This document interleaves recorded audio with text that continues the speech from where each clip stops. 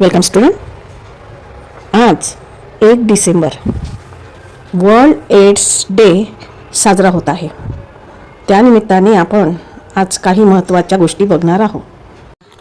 AIDS म्हणजेच acquired immunodeficiency syndrome.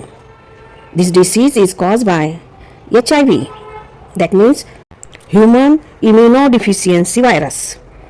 या आजारामध्ये व्हिक्टीमची इम्युन सिस्टीम 0पर्यंत जाते आणि त्यामुळे व्हिक्टीम वेगवेगळ्या आजाराने त्रस्त होतो व वेगवेगळ्या आजाराची लागण त्याला झालेली असते because the progressive weakening of natural immunity.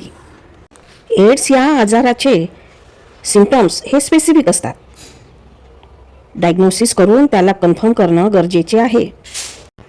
त्यासाठी मेडिकल लॅबॉरेटरीमध्ये इलिसा टेस्ट वापरल्या जाते. त्यामुळे प्रॉपर डायग्नोसिस केल्या जाते. AIDS does not occur due to touching and sharing of food or by nursing HIV person. So, our behavior is normal with HIV infected person. There are only 3 methods through which HIV spread. Through sexual contact, by blood transfusion from infected mother. 38 वर्षापूर्वी आफ्रिकेमध्ये HIVची पहिली लागण एका माकडाला झाली होती. It is first reported in an African species of monkey.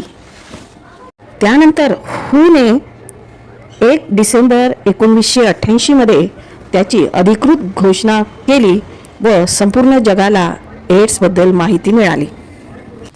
तेव्हापासून भारतामध्ये लाखो लोकांना त्याची लागण होत आहे. दरवर्षी HIV ग्रस्त लोकांची संख्या वाढतच आहे. ते फक्त त्यांच्या अज्ञानामुळे. HIV infected person can live healthy for a long time.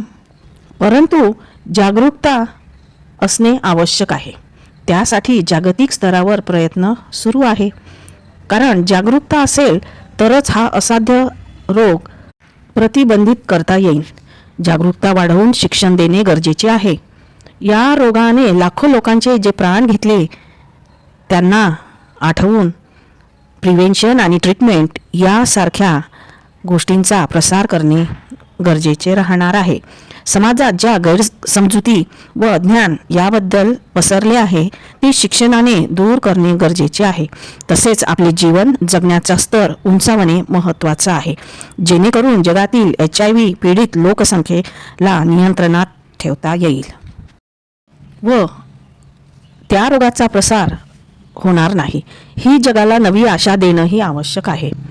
Most prominent meaning of the red ribbon is its international symbol of the fight against AIDS, hope for cure and well effective treatment.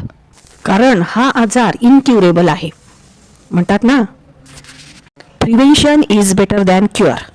आणि म्हणूनच स्वतःची काळजी घेण्यासाठी safe sexual contact असणं गरजेचं आहे.